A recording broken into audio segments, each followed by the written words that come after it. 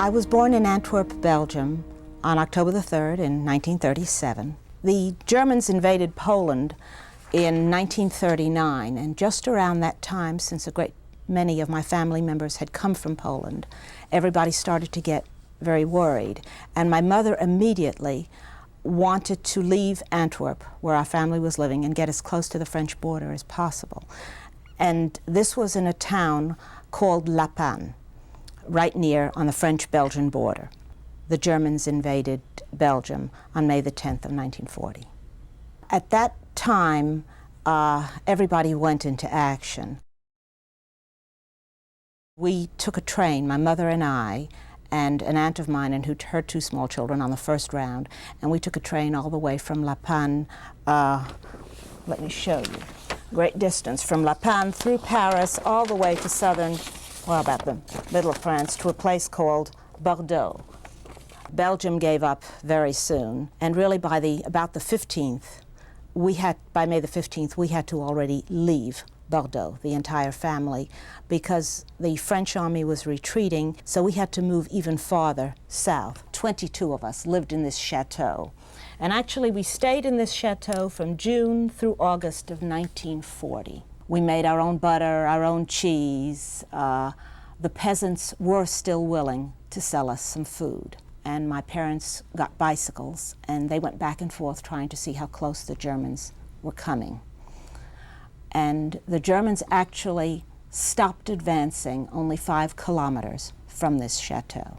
There was really a priest in the village who actually helped our families to move, and this priest came to our family one day and told us that we were really no longer safe there, that we had better leave. And so we did. But we heard soon afterwards that the priest had been caught by the Germans and executed. By this time, the Belgian army was completely disbanding, and we decided to go to Montpellier because an aunt of mine who was in the chateau had a husband who she felt that she could find in Montpellier because he was part of the Belgian army. And so we went there. By this time, however, the family realized that they had to leave Europe, and the decision was made to come to the United States. In order to get into the United States, one needed a sponsor. And we had an American family member who was able to sponsor us. We know that someone who earned the equivalent of like $200,000 today was not wealthy enough to sponsor a family to come to the United States. So my father had to use any possible connection he had, and he had a connection with Manufacturers Hanover Trust Bank in New York. And he said, "Hey, I'm not high enough. I can't do anything for you.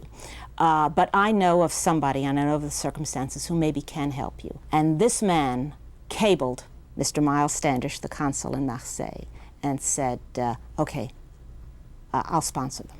So one had to go as high as that to get out. At this point, the decision to split the family up and get out as fast as possible had to be made. My father felt that he could not leave France because even though he was not in the army, he was of military age. So it was decided that my mother and I and an aunt of mine and her 2 small children get out as soon as possible and go through Spain and go to Portugal. We had a difficult time, but we were able to go through Spain, get the visas, to go through Spain to get into Lisbon. It was always a question of money. We were able to leave, but we could leave with no money, or very little money, because I guess it was already occupied territory and you couldn't move money around. And my father again tried. He had to go as far as going to the Dutch consulate, and he managed to get some money in Portugal. But this consulate who helped my father was also killed because he helped other people. I remember we still lived fairly well because we had been able to get some money, so we never really suffered ourselves. One of my first recollections is we were in this fancy hotel, and my mother took a seat for a meal near a window. And I proceeded to eat, and I was a very young child at the time. And hundreds of children piled near the window, starving children, and watched me eat every mouthful of food, and I no longer could eat. And that vision is with me today. We left Marseille in September of 1940. We left Lisbon in March of 41. So we were in Lisbon quite a long time. My father was able to join us in December. I remember the boat trip vividly. We came on a boat called the Serpa Pinto. I remember the boat as being tremendously crowded, first of all. It was, I guess, not a very large boat, and everybody was piling onto it. We were lucky enough to have a cabin.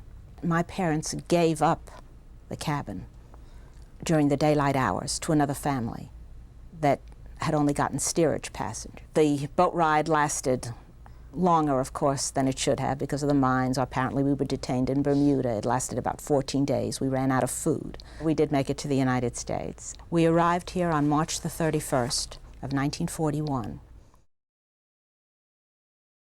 I was 4 years old. I was not in school yet. I stayed constantly, of course, with my parents. I had very little contact, really, with anybody who was not a member of the family at this point. We moved from this first hotel to another hotel fairly soon. We actually lived in hotels for many, many years. My family never really got settled. And of course this I remember because we all lived in one room, essentially. The feeling was that they would go back as soon as possible. My parents really only decided to settle down really after the war was over. That's when they decided to have a second child.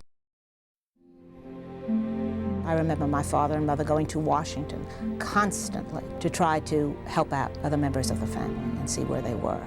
We knew that my maternal grandparents and so on were in Cuba by this time. This is how we spent our lives, really, how I remember my life even in the United States, of going to consuls and trying to help the other members of our family, you know, get to the United States. These things I do remember. I was in New York City at the funeral of my father-in-law, and someone came up to me and said, "I remember you. I remember you playing with my child, and you had this game that made us so sad. Every day you played in the sandbox and you played the same game. We're going to go to the consulate to get the visa.